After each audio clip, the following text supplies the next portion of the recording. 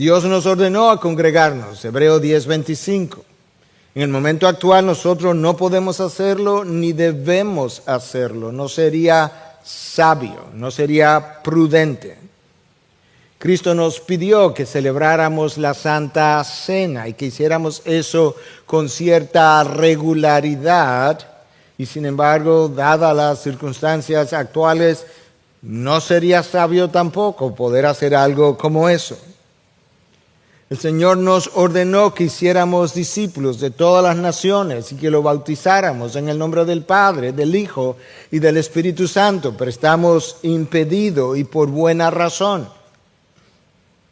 Dios desea que adoremos corporativamente, que oremos corporativamente, como se nos dice en Efesios 5:19, pero las condiciones no lo permiten. Dios nos llama a que lloremos con los que lloran en Romanos 12:15. En la actualidad los funerales están prácticamente prohibidos. No podemos ir y llorar con los que lloran. De hecho, eso aumentaría el riesgo de transmisión porque el virus se encuentra en las lágrimas también. De tal forma que todas y cada una de las cosas que se supone que una iglesia haga en el presente momento no lo puede hacer. Si no podemos llorar con los que lloran, eso me acuerda a aquel evento descrito en el Antiguo Testamento cuando Dios le anuncia al profeta Ezequiel que él le iba a quitar a su esposa de golpe, de repente, y que no le iba a permitir llorar. Como tampoco podemos nosotros ahora hacerlo. Escucha como lo dice el profeta Ezequiel, capítulo 24, a partir del versículo 15 al 22. Y vino a mí la palabra del Señor diciendo: Hijo de hombre, he aquí, voy a quitarte de golpe al encanto de tus ojos. Wow. Él amaba a su esposa. Pero no te lamentarás, ni llorarás, ni correrán tus lágrimas. Gime en silencio, no hagas duelo por los muertos. Átate el turbante, ponte el calzado en los pies y no te cubra los bigotes, ni comas pan de duelo. Y hablé al pueblo por la mañana y por la tarde, murió mi mujer. Y a la mañana siguiente hice como me fue mandado. Y el pueblo me dijo: ¿No declararás lo que significan para nosotros estas cosas que estás haciendo? Entonces les respondí: la palabra del Señor vino a mí diciendo: habla a la casa de Israel. Así dice el Señor Dios: he aquí, voy a profanar mi santuario. Ese es el templo de Jerusalén. Orgullo de vuestra fuerza, encanto de vuestros ojos y deleite de vuestra alma. Y vuestros hijos y vuestras hijas, a quienes habéis dejado detrás, caerán a espadas. Haréis como yo he hecho. No cubriréis vuestros bigotes, ni comeréis pan de duelo. Ezequiel está en Babilonia, el pueblo ya se ha ido a Babilonia, el reino del sur se ha ido a Babilonia. En el exilio, Dios le hace una aparición, le habla y le dice que su esposa ha de morir y que no la puede llorar, y que con eso él estaba tipificando el hecho que vendrían días después, días futuros, múltiples años, cientos de años después, cuando Dios iba a destruir no solamente la ciudad, sino el templo de Jerusalén, el encanto de los ojos del pueblo judío, de la misma manera que la mujer de Ezequiel era el encanto de sus ojos. Y que eso el pueblo lo iba a traer sobre sí mismo como consecuencia de sus iniquidades, y que por tanto no valía la pena llorar por tal juicio. En la presente circunstancia no podemos llorar con los que lloran, como ya dijimos. La Biblia comienza con una boda, termina con una boda. No podemos celebrar bodas.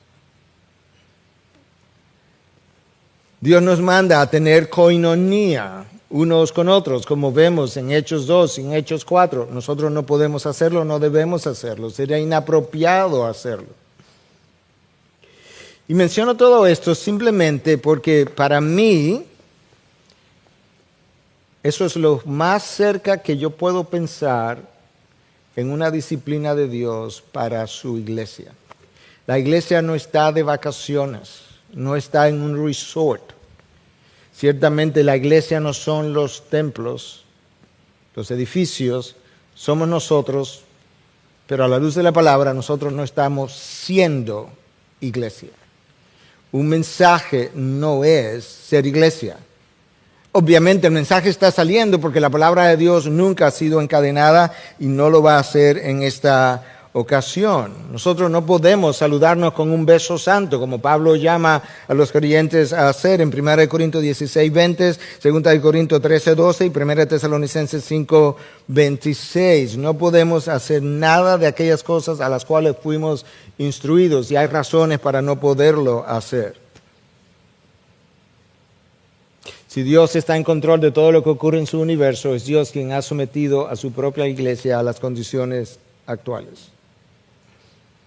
Y mi texto, en un momento dado de la exposición, será Jeremías 3, versículos 12 al 15, pero como mencioné, yo voy a tener que hacer uso de gran parte del capítulo 3 para que puedas entender de qué es que se está hablando. Y la idea es poder hablar de la necesidad que el pueblo de Dios tiene de entender que necesita enmendar sus caminos antes que sea muy tarde, de manera que no tengamos que decir, como se dice en inglés, too little, too late.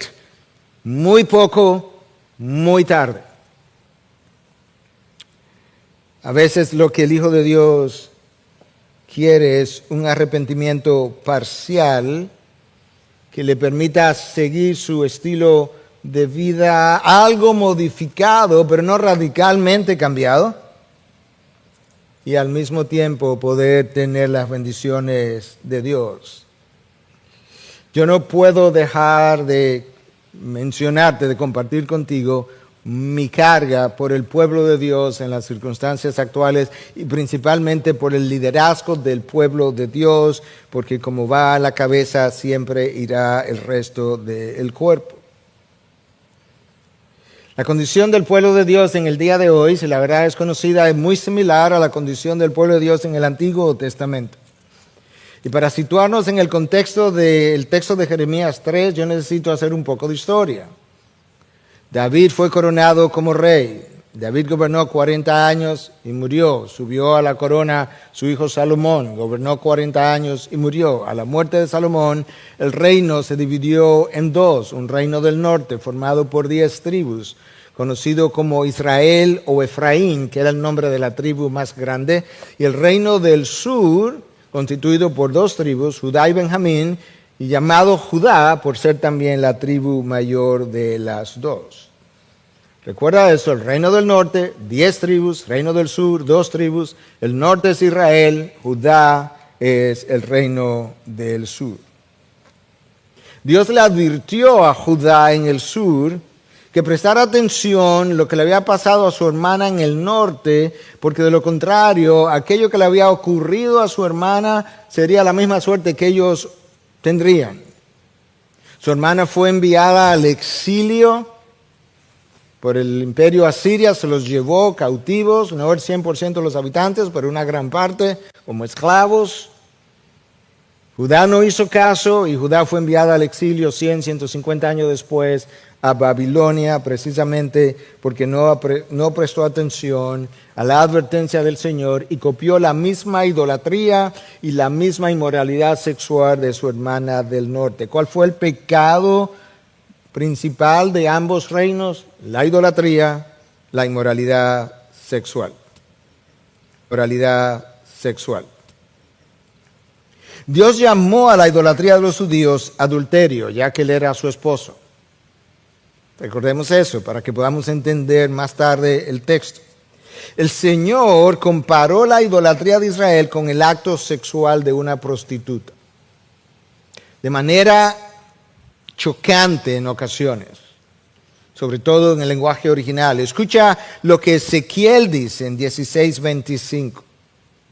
Ezequiel ya está en el exilio, ya Judá, el reino del sur, se ha ido al exilio, pero Dios le está hablando todavía para que entienda por qué que está en el exilio y qué fue lo que Judá hizo antes de que él la enviara a Babilonia. Escucha lo que él dice en 16:25. No hubo esquina donde no te exhibieras para prostituirte.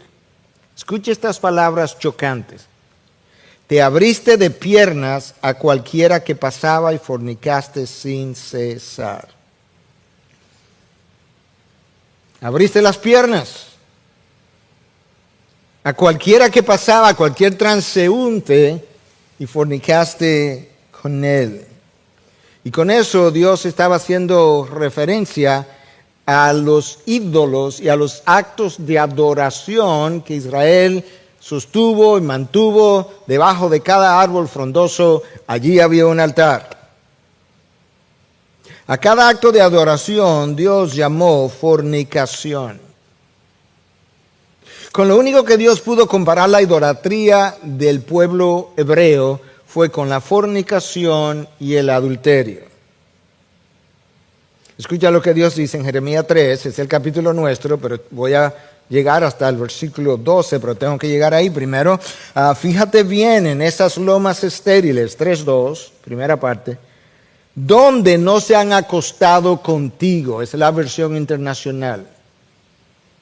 Dios le dice a Israel, fíjate, mira las colinas, en los altos, los lugares altos, donde que no has fabricado un altar, pero ese no es el lenguaje que él usa. Él dice, donde no se han acostado contigo. Phil Ryken en su comentario sobre este libro dice que la palabra ahí traducido acostado contigo implica violencia sexual, y es como si Dios dijera, ¿a dónde es que no te han violado?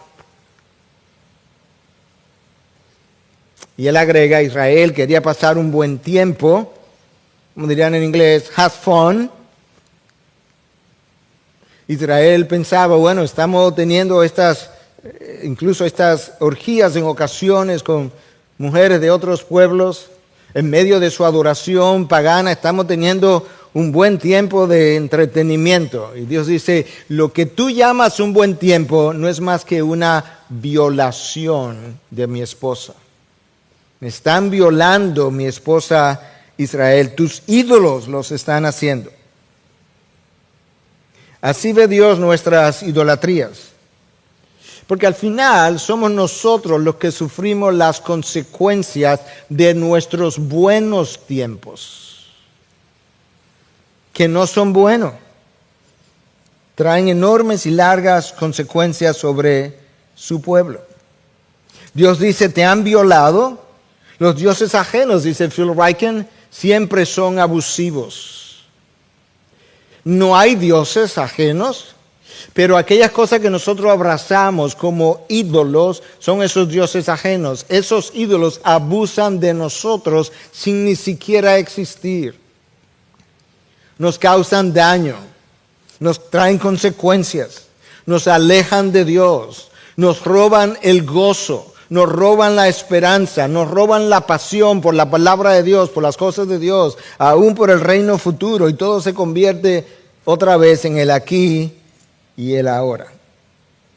Dios dice, lo que tú llamas buen tiempo, yo le llamo violación sexual. Tus ídolos te violan y te dejan sangrando del alma.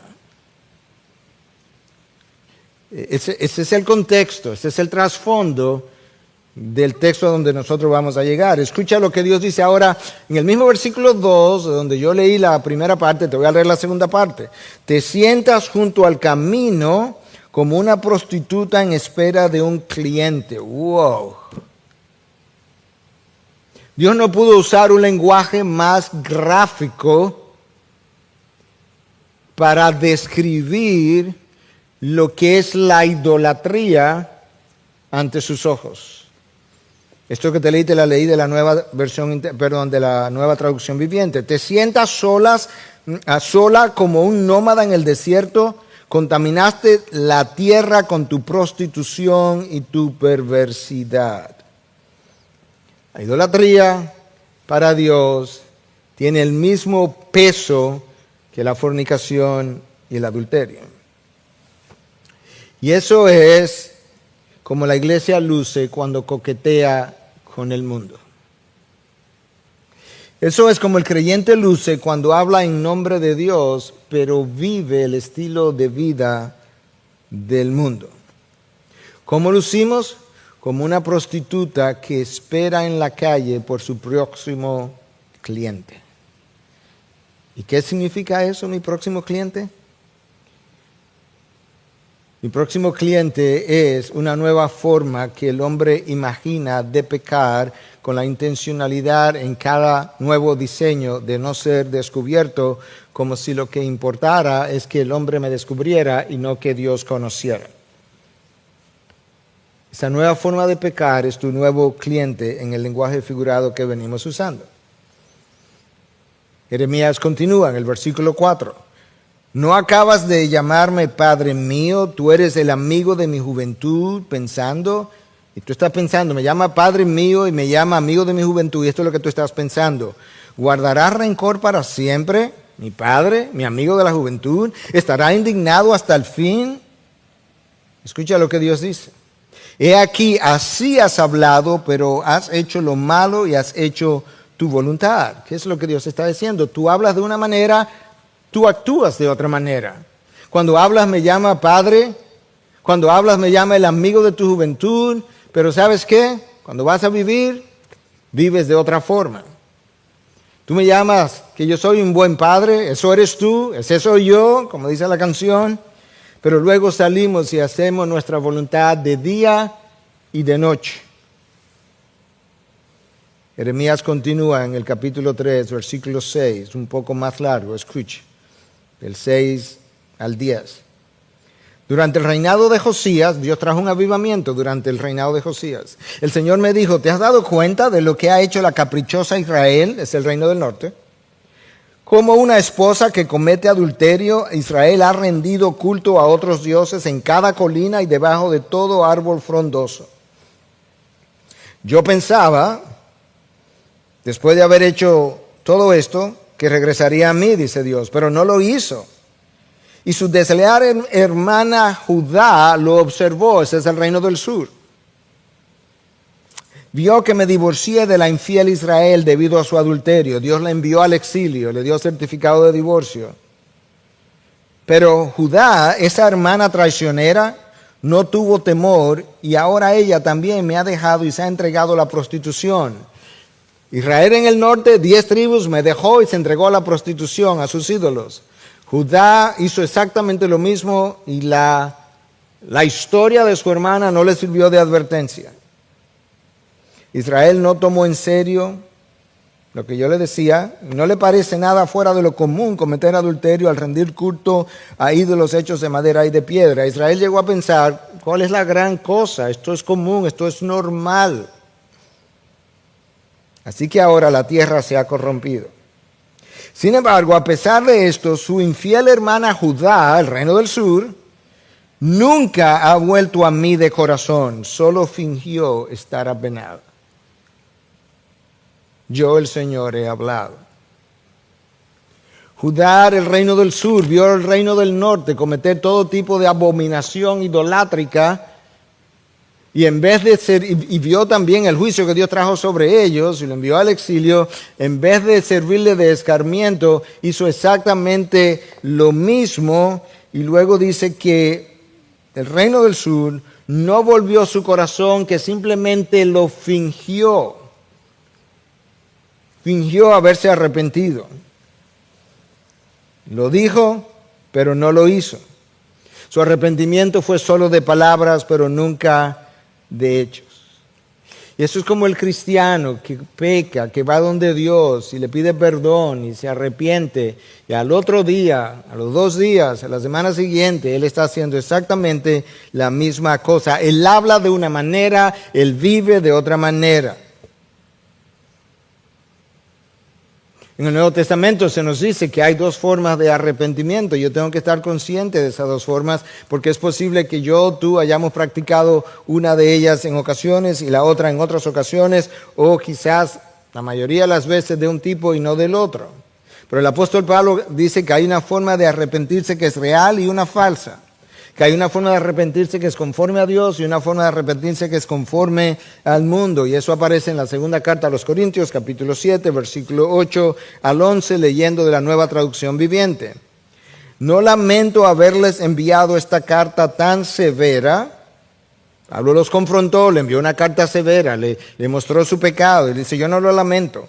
Aunque al principio sí me lamenté, porque sé que les causó dolor durante un tiempo. Ese es uno de los problemas de las voces proféticas, que cuando tú traes la confrontación causa un dolor y ese dolor a ti te duele y tú lo lamentas, pero luego tú recapacitas, como Pablo lo hace, y dice, ahora me alegro de haberla enviado, no porque los haya lastimado, sino porque el dolor hizo que se arrepintieran y cambiaran su conducta. Fue la clase de tristeza que Dios quiere que su pueblo tenga, de modo que no les hicimos daño de ninguna manera. Pues la clase de tristeza que Dios desea que suframos nos aleja del pecado y trae como resultado salvación. No hay que lamentarse por esa clase de tristeza. Pero, aquí viene la segunda forma de arrepentimiento, pero la tristeza del mundo a la cual le falta arrepentimiento resulta en muerte espiritual. Tan solo miren lo que produjo en ustedes esta tristeza que proviene de Dios. ¿Qué fue lo que produjo? Tal fervor, tal ansiedad por limpiar su nombre, tal indignación, tal preocupación, tal deseo de verme, tal celo y tal disposición para castigar lo malo.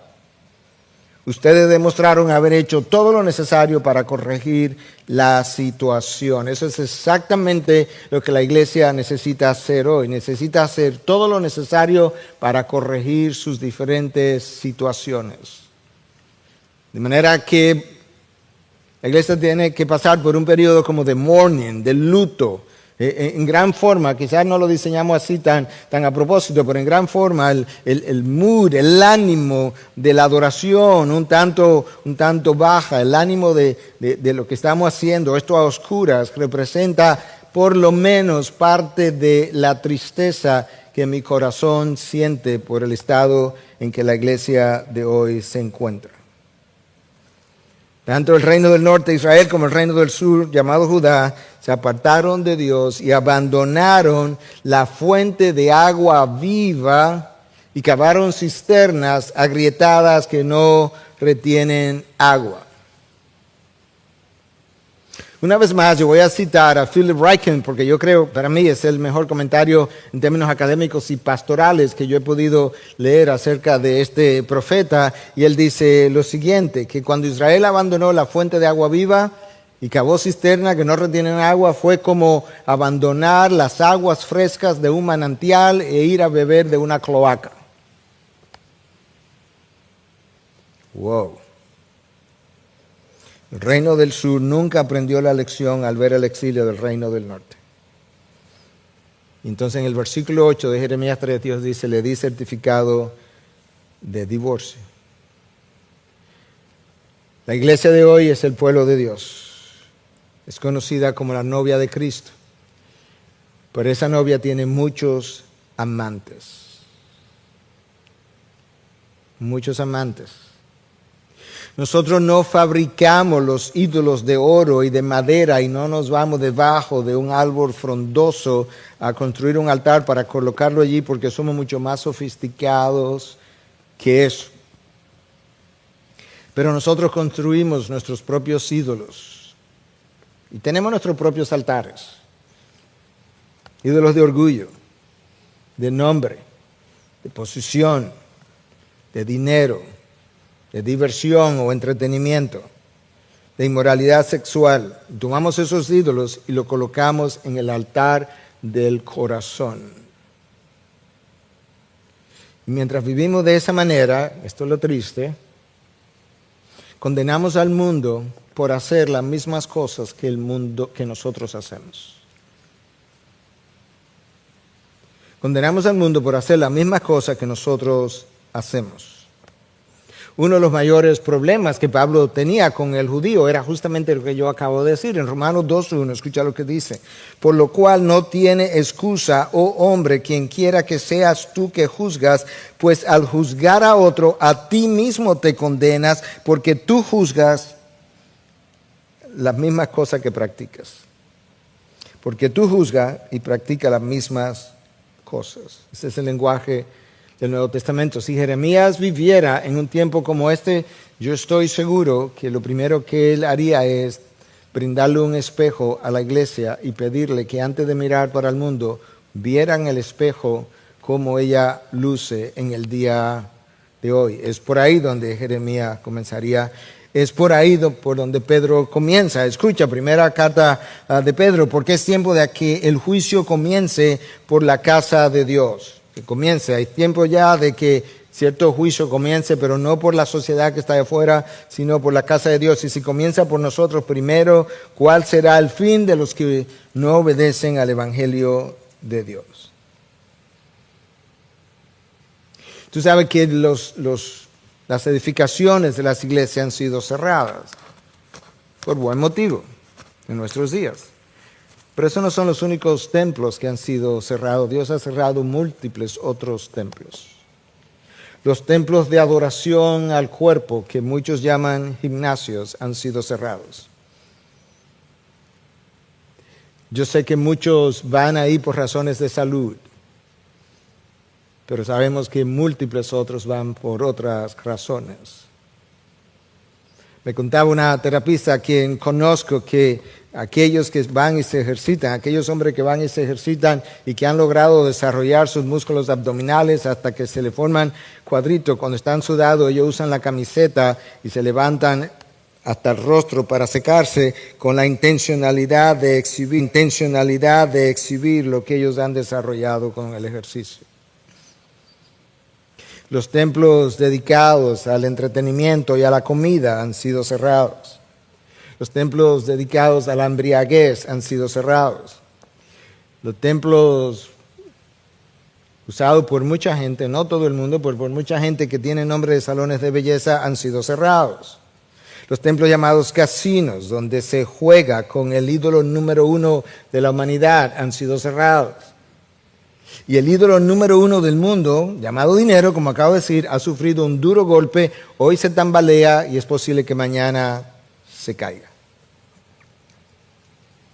Ese es el trasfondo de Israel antes de que Jeremías pronuncie las palabras con las que vamos a lidiar de aquí en adelante. Pero quería usar a la iglesia en su contexto hoy para que podamos ver que esto no es simplemente algo que tiene que ver con el pasado, esto es algo que tiene mucho que ver con el presente que tú y yo estamos viviendo. Escucha ahora entonces mi texto. El título de mi mensaje es Volveos a mí. El versículo 12 al 15 entonces dice lo siguiente de Jeremías 3. Ve y proclama estas palabras al norte y di, regresa, infiel Israel, declara el Señor. No te miraré con ira, porque soy misericordioso, declara el Señor. No guardaré rencor para siempre. Solo tienes que hacer una cosa, Israel. Solo reconoce tu iniquidad, pues contra el Señor tu Dios te has rebelado. Has repartido tus favores a los extraños bajo todo árbol frondoso y no has obedecido mi voz, declara el Señor. Volved, hijos infieles, declara el Señor, porque yo soy vuestro dueño y os tomaré 1 de cada ciudad y 2 de cada familia y os llevaré a Sión. Entonces daré pastores según mi corazón que os apacienten con conocimiento y con inteligencia. Dios llama a Jeremías que profetice al reino del norte y algunos han pensado que él fue enviado a las 10 tribus que se habían ido a Asiria y que allá pudiera ir y perseguirlo y traer a algunos de regreso hasta Jerusalén. De hecho, el Talmud judío así es como lo piensa, como lo tiene. Pero muchos otros piensan que quizás Jeremías fue simplemente enviado al norte del territorio de Israel, donde estaban las 10 tribus, porque ahí quedó gente judía cuando otros se fueron al exilio y que Dios estaba llamando a ese remanente que estaba ahí todavía a que regresara a Dios y pudiera entonces juntarse con Judá y formar un solo pueblo. Entonces, en el texto que yo leí hay 4 observaciones que yo quisiera hacerte en el resto del tiempo que tenemos. Número 1, nosotros encontramos un llamado a regresar a Dios o un llamado al arrepentimiento. Número 2, nosotros vemos el carácter misericordioso de Dios como la base para llamar al pueblo al arrepentimiento, no la justicia, el carácter misericordioso de Dios. Número 3, Jeremías describe la condición para el perdón de pecados.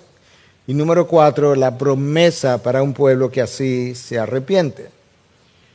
Obviamente vamos a comenzar por el primer punto de enseñanza, que es el llamado al arrepentimiento o el llamado a regresar. Regresa, oh Israel. Ve y proclama estas palabras al norte y di, regresa infiel Israel, declara el Señor. Jeremías lloraba por la condición espiritual del pueblo. Ese era uno de los problemas de los profetas, que el profeta le dolía profundamente la condición del pueblo. Y aunque su confrontación sonara severa, su corazón estaba partido en dos. Jeremías es conocido como el profeta llorón. El pueblo se había apartado mucho, y no se había percatado de lo mucho que se había apartado. Y Dios usa al profeta Jeremías para llamar a su pueblo a regresar. La palabra regresar en sus diferentes formas en este capítulo 3 aparece 18 veces. ¿Puedes creer eso? Y en el libro de Jeremías aparece no menos de 90 veces. Eso nos deja ver dos cosas. Lo insensible que fue el pueblo a la voz de Dios, que Dios tiene que usar un profeta, un libro de un profeta, y repetir la idea de regresar 90 veces. Pero también nos deja ver la insistencia de ese Dios fiel que continúa persiguiendo a su amada infiel con la intención de hacerla regresar a su presencia. De manera que esto es bueno que lo recordemos. Regresa es una forma de llamar al pueblo al arrepentimiento. Y la palabra regresa aparece en el versículo 12, en el versículo 14, en el versículo 22 y otras formas aparecen en otros versículos de este mismo capítulo. El arrepentirse en el libro de Jeremías implica dos cosas. Número 1, tú dejas atrás tus ídolos anteriores. Y número 2, tú te mueves en dirección y cercanía de Jehová. No es uno solo. No es que tú vas a permanecer con tus ídolos y te los va a llevar para acercarte a Jehová de manera que tú puedas tener lo mejor de los dos mundos. No, eso no es arrepentimiento y regresar a Dios. Regresar a Dios implica que tú te vuelves a Dios para alinearte con sus prioridades. Dejamos nuestros ídolos, dejamos nuestras formas pecaminosas de vivir, nuestros estilos de vida pecaminosos. Pero lamentablemente el creyente frecuentemente en el Antiguo Testamento, en el Nuevo Testamento, en la historia presente, frecuentemente quisiera muchas veces poder acercarse a ese Dios, tener sus bendiciones, pero al mismo tiempo guardar unos ciertos amoríos con sus ídolos. Es como el esposo que quiere tener una esposa y un amante, o como la esposa que quiere tener a su esposo y un amante. Dios dice, conmigo no puede jugar. Mira lo que le dice a mi pueblo, tienes que regresar y tienes que regresar de manera incondicional a alinearte conmigo. ¿Y qué implica alinearme con Dios? Implica ser de una misma mente con Él. Implica amar lo que Él ama, implica odiar lo que Él odia, implica medir todo en este mundo por el estándar de la palabra, implica que yo estoy de acuerdo todo el tiempo con el veredicto de Dios. Lo que Dios llama malo es malo, lo que llama bueno es bueno, lo que Él llama profano es profano, no importa lo simplista que sea, lo que Él llama sagrado es sagrado, no importa si yo lo entiendo o no. Esa es la idea de J.C. Riley en su libro sobre santificación. Dios dice, regresa en Jeremías. En el Nuevo Testamento Dios dice, arrepiéntete. Es la misma cosa. Juan Calvino decía que el arrepentimiento, recuerda que arrepentimiento y volver o regresar lo estamos tratando como la misma cosa. Entonces esto es lo que Juan Calvino dice. El arrepentimiento es un volver a Dios que resulta de un corazón que le teme, no a su justicia, sino que le ama y le reverencia, que consiste en la mortificación de la carne y del viejo hombre y en la vivificación del espíritu. Entonces, el primer punto de enseñanza de esos versículos que leímos del 12 en adelante es el llamado de Dios persistente, continuo, a regresar a una esposa infiel que se resiste a la voz de su amante de regresar a su compañía de manera exclusiva. Número 2, Dios hace ese llamado al arrepentimiento en base a su carácter benevolente. Segunda parte del versículo 12. El llamado está en la primera parte del versículo 12 y la base para el llamado a regresar está en la segunda parte, que es su carácter benevolente. No te miraré con ira. Imagínate a este esposo contra quien la esposa ha sido adúltera múltiples veces y le está haciendo un llamado. Finalmente le dice, ¿sabes qué? Si regresa no te voy a ver con ira, porque yo soy misericordioso. Yo disfruto más traerte por misericordia y darte misericordia que castigarte en juicio. Declara el Señor, no guardaré rencor para siempre. La palabra ahí misericordioso es hesed en el original. Es como si Dios estuviera diciendo esto. La base del llamado al arrepentimiento es su carácter bondadoso, y es como entonces Dios estuviera diciendo, como yo perdono, ven y arrepiéntete. Como yo perdono, ven, arrepiéntete. Como mi gracia es mayor que cualquiera de tus pecados, ven y sé sincero y humíllate. ¿Por qué? Porque mi gracia es mayor que cualquier cosa que me puedas contar. Es como si Dios estuviera diciendo, como soy fiel a pesar de tu infidelidad, ven y confiesa tu infidelidad. Porque cuando la confieses, tú no me vas a hacer a mí infiel. Yo soy fiel a pesar de tu infidelidad. Ven, yo te invito. Tú puedes ver entonces que nuestro Dios es tan extraordinario que después de casarse con su pueblo, después de observar su prostitución, cuando me llama en base a la misericordia. Eso es exactamente lo que el libro de Oseas muestra con Gomer, la prostituta, con quien él se casa y ella vuelve y se prostituye y él va al mercado y vuelve y la compra y vuelve y la trae, ilustrando cómo Dios hizo con su pueblo. Número 3, tercer punto de enseñanza, hay una condición para el perdón de Dios, que está en el texto. En el próximo versículo, versículo 13, solo reconoce tu iniquidad. Oye Israel, tus pecados son muchos. Yo pudiera tener múltiples requisitos para yo perdonarte porque tú has hecho atrocidades. Debajo de cada árbol frondoso abriste tus piernas a cada transeúnte. Esperaba como un nómada en el desierto que espera por su próximo cliente. Yo pudiera exigirte grandes cosas, sin embargo, yo te he reducido la condición para mi perdón a una sola cosa. Reconoce tu iniquidad, pues contra el Señor tu Dios te has rebelado. Reconoce que has sido rebelde, reconoce que has sido inicuo.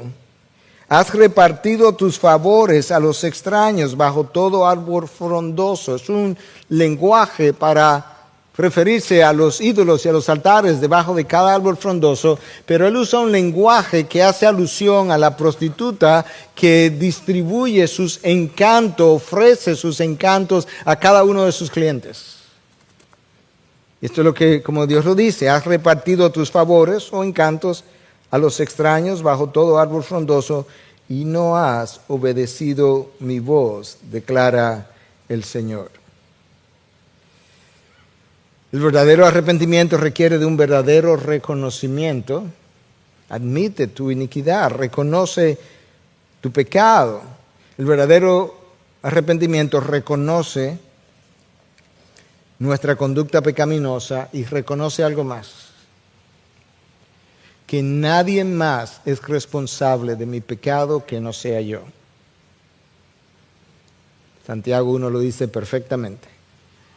Eso habla de que yo estoy verdaderamente como en el camino del verdadero arrepentimiento. Nadie más es responsable de mi conducta pecaminosa ni de mis sentimientos pecaminosos que no seamos nosotros mismos. Cuando admitimos nuestra iniquidad, Dios le está llamando, ven y reconoce tu iniquidad. ¿Qué es lo que ocurre? Esto es lo que ocurre. Nosotros dejamos de justificar nuestro pecado. Nosotros dejamos de ocultar nuestro pecado, porque nosotros entendemos que de quien yo necesitaría ocultarlo es de Dios y no puedo ocultarlo de Él. ¿Para qué ocultarlo de los hombres? Nosotros dejamos de minimizar nuestro pecado. Nosotros dejamos de negar nuestros pecados al ser confrontados. Nosotros dejamos de culpar a otros como la causa de mi situación. Cuando esas cosas no están, esa ausencia de esas cosas militan en contra de mi verdadero arrepentimiento. Y Dios está llamando al pueblo de Israel, está llamando a su iglesia en el día de hoy a que verdaderamente regrese, pero que regrese bien. Que regrese como debe regresar, con admisión de culpa, completa, absoluta, con transparencia. Él lo conoce todo, Él lo sabe todo.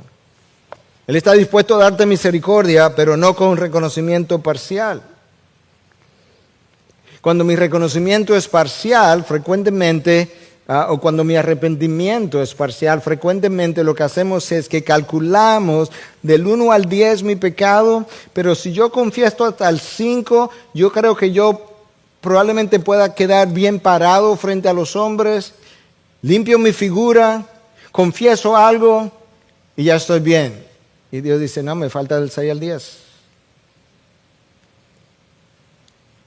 Hemos oído aquí confesiones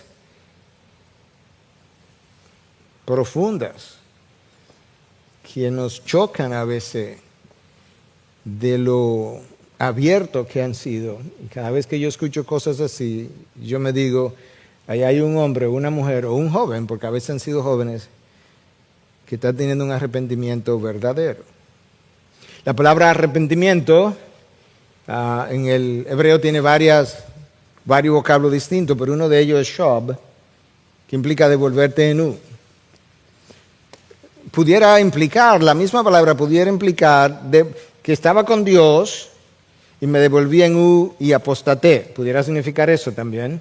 Pero en el contexto de Jeremías es que deje los ídolos, que deje el camino por donde iba transitando y me devuelva en U, en sentido contrario, para encontrarme con Dios. Es la palabra metanoia en el griego del Nuevo Testamento, que implica un cambio de mente. Es un cambio interno que entonces induce un cambio externo, porque si cambio de mente, cambio de forma de pensar. Si cambio de forma de pensar, cambio de forma de vivir.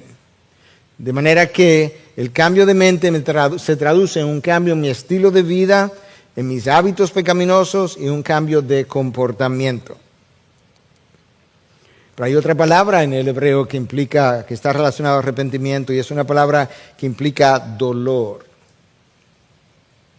Me duele no las consecuencias que estoy viviendo por mi pecado, eso pudiera dolerme, pero lo primero que me duele es que yo le haya hecho esto a aquel que fue a la cruz y derramó sangre por mi pecado, que me limpió de los mismos pecados que luego yo volví a cometer, y eso ahora me duele, me pesa.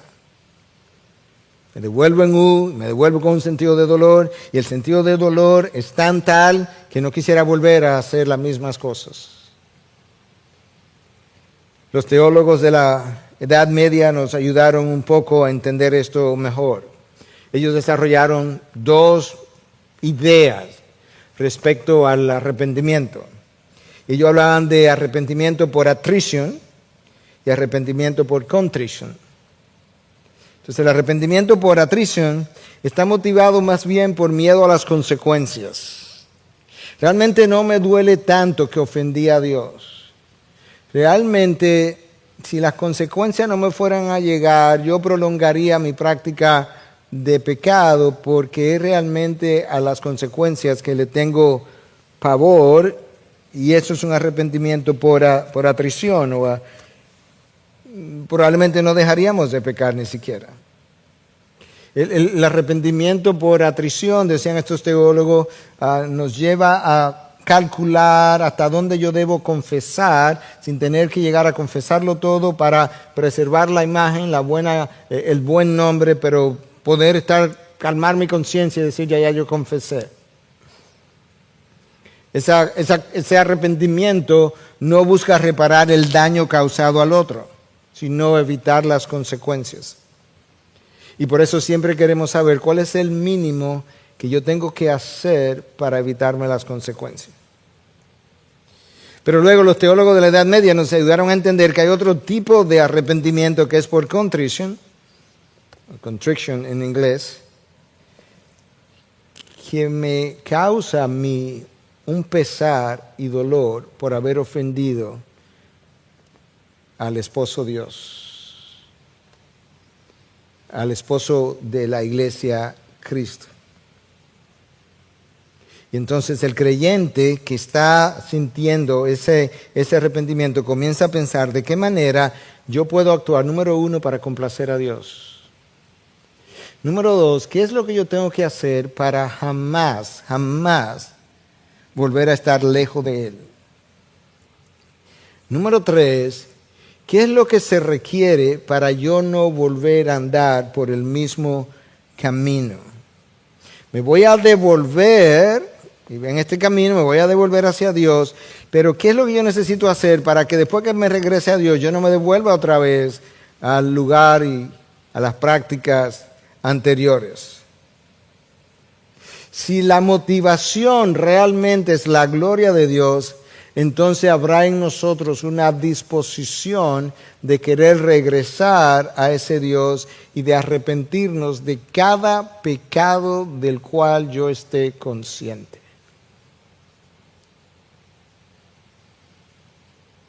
En la madrugada, esta mañana, yo oraba y volví a arrepentirme y trataba de hacer conciencia de mis pecados, de manera que yo pudiera poner en práctica esto que hoy yo estoy predicando. Eso nos da una idea de cuál de esos dos arrepentimientos es más grato al Señor. La persona verdaderamente arrepentida está pensando continuamente en formas, en barreras, en límites que le impidan volver a regresar de donde cayó. Cuando después de nosotros pecar, seguimos flirteando con el mundo y andando por el mismo camino, primero estaba mostrando que el arrepentimiento no fue genuino, y número dos, estaba mostrando que realmente mi dolor por haber transgredido la ley de Dios, el corazón de Dios, mi pacto con Dios, no fue tal. Finalmente, hay una promesa para el pueblo arrepentido en el texto que yo leí. Escucha, versículo 14, volved, hijos infieles. Versículo 12, volved. Versículo 14, volved. Versículo 22, volved. Volved, hijos infieles, declara el Señor, porque yo soy vuestro dueño. Aquí está la promesa, y os tomaré uno de cada ciudad y dos de cada familia, y os llevaré a Sión. Entonces os daré pastores según mi corazón, que os apacienten con conocimiento y con inteligencia. Jeremías insiste en la necesidad de que los hijos de Dios se vuelvan a Él. Volved. Versículo 12, 14, 22. A lo largo de la narración de los profetas en el Antiguo Testamento hay dos características que sobresalen en relación a la relación, valga la redundancia, de Dios con su pueblo. El pueblo es frecuentemente descrito como la esposa infiel y Dios es descrito como el esposo fiel. En el versículo 14 ellos son llamados hijos infieles. Y luego él dice, volver a mí porque yo soy tu dueño. Yo te compré, yo te encontré cuando no valías nada. Y lamentablemente la infidelidad de Israel no hizo, o afortunadamente, mejor dicho, la infidelidad de Israel no hizo que Dios se volviera infiel. Ellos se olvidaron de Él como esposo, se olvidaron de Él como padre, y sin embargo Dios nunca se olvidó de ellos como hijos. Es como Pablo le dice a Timoteo en su segunda carta, cuando le dice, si nosotros somos infieles, Él permanece fiel. Yo no puedo, dice Dios, hacer una promesa y no llevar a cabo mi promesa. Yo no me puedo negar a mí mismo. Eso es como Pablo lo dice. Si nosotros somos infieles, Él permanece fiel, pues no puede negarse a sí mismo, no puede echarse para atrás en sus promesas. De versículo 15 hasta el final del capítulo, que no voy a cubrir todo eso, obviamente, el lenguaje de juicio del profeta Jeremías da la vuelta y se convierte en un lenguaje de promesa en base a un llamado que Dios le está haciendo al pueblo a regresar. Y entonces eso es algo que está todavía por verse, que pertenece al reino milenial, para aquellos de nosotros que creemos que habrá un milenio donde Dios juntará gente del reino del norte, del reino del sur, e incluso con gentiles. Escucha cómo Dios lo dice al final del versículo 14 y el 15. Os tomaré uno de cada ciudad y de cada familia y os llevaré a Sión. ¿Quiénes son esos? El pueblo hebreo, el remanente. ¿Qué es Sión? Jerusalén. Entonces os daré pastores, según mi corazón. Eso no ha llegado. Que os apacienten con conocimiento y con inteligencia. Dios procura traer a Israel, hacerla multiplicar, hacerla crecer. Y va a llegar el momento incluso hacia el reino milenial donde Él estará en medio de ellos, junto con lo que es el pueblo gentil, que constituye ahora todo un solo pueblo. Y de repente ahora el texto nos va a decir que aquel famoso símbolo que ellos reverenciaban tanto, el arca del pacto, ellos ni se van a acordar del arca del pacto, porque el arca del pacto no era más que un símbolo de la presencia de Dios, pero en ese nuevo reino Él será con ellos en su presencia plena. Y escucha entonces cómo Él le dice esto a ellos en el versículo 16. Sucederá que en aquellos días, cuando os multipliquéis y crezcáis en la tierra, declara el Señor, no se dirá más arca del pacto del Señor. No les vendrá a la mente, ni la recordarán, ni la echarán de menos, ni será hecha de nuevo. No, ¿para qué? Si ya Jehová está entre nosotros. No necesitamos el arca. Tenemos la presencia del Dios que el arca simbolizaba. Y ya los judíos no serán caracterizados como hijos infieles, nunca más. Su corazón habrá sido cambiado por un corazón nuevo y serán fieles seguidores y adoradores de Dios. Escucha, para ir cerrando, como lo dice el versículo 17 y 18. En aquel tiempo llamarán a Jerusalén trono del Señor. Y todas las naciones acudirán a ella, a Jerusalén, a causa del nombre del Señor. Eso no ha ocurrido. Y no andarán más tras la terquedad de su malvado corazón. Claro que no, ya Dios le cambió el corazón. En aquellos días andará la casa de Judá con la casa de Israel, el reino del norte, el reino del sur, los voy a juntar. Y vamos a estar en Jerusalén, en el trono de Dios, como le llama el texto. Y vendrán juntas de la tierra del norte a la tierra que di en heredad a vuestros padres. A lo largo de toda la revelación bíblica del Antiguo Testamento, Dios se muestra como el Padre fiel, amoroso, misericordioso, amante de sus hijos, preocupado por su bienestar, y como el Dios que toma la iniciativa para que ellos se arrepientan. Y que cuando Dios le hace el llamado al arrepentimiento, ni siquiera los amenaza, sino que les dice, como dice el texto de hoy, no voy a permanecer airado contra ustedes, mi rencor no estará contra ustedes para siempre. Regresa, pues yo soy un Dios, un Padre, un esposo misericordioso. Y en el Nuevo Testamento, para nosotros somos la iglesia.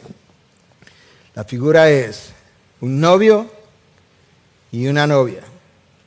Cristo es el novio, nosotros la novia. Pero nuevamente, la novia de Cristo ha desarrollado múltiples amantes y ha sido infiel. Y en mi opinión, esto es un tiempo donde Dios está llamando a la sociedad, por un lado, a reconocer sus caminos desviados y buscar de Él. Pero antes de hacer eso a la sociedad, se lo está haciendo a su pueblo. Porque es su pueblo el portador de las buenas nuevas, del mensaje de salvación y de la luz y de la verdad y de la sal. Y por eso es que mi llamado en el día de hoy, una vez más, es a volvernos de nuestros malos caminos, a enmendar nuestros caminos, aprovechar este día de ayuno y oración internacional para tener tiempo especial de arrepentimiento, de introspección, de recogimiento humano. Jesús, mi Redentor, sanador y perdonador. Iglesia, piensa, reflexiona, ora, humíllate, busca su rostro, háblale a Dios, dile que te muestre, que te enseñes, y que al final de este camino tú y yo hayamos sido santificados por la obra misericordiosa del Espíritu de Dios.